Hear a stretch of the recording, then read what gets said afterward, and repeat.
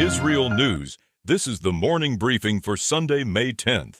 President Donald Trump says the United States has completed roughly 70% of its objectives in Iran, but warns military operations could continue.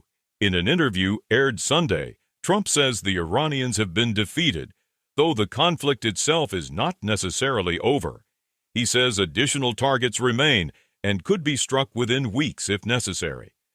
Trump also says rebuilding Iran's capabilities could take years, even if no further attacks are carried out. Meanwhile, Iran's president says negotiations do not mean surrender.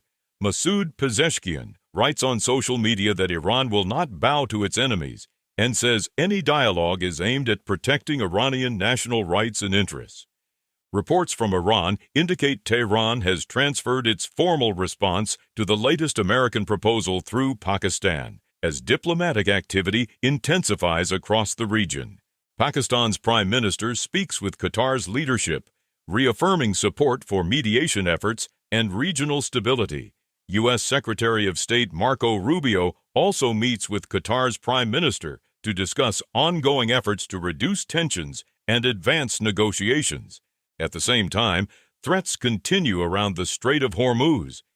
Iranian officials warn that countries cooperating with American sanctions could face disruptions to shipping through the strategic waterway. Iran's Revolutionary Guard says any attack on Iranian oil tankers or commercial vessels would trigger strikes against American bases and what it calls enemy ships in the region.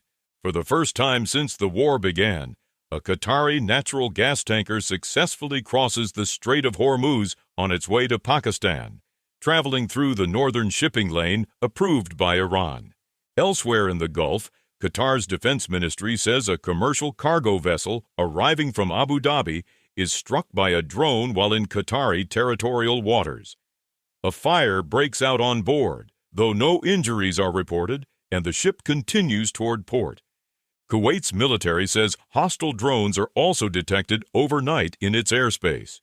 Satellite images reportedly show Iranian oil tankers burning near the port of Jask after attempting to break through a U.S. naval blockade in the Arabian Sea. And the United States announces sanctions against 4 Chinese companies accused of helping Iran with satellite and intelligence capabilities used during the war against American forces. Those are the latest headlines from IsReal News.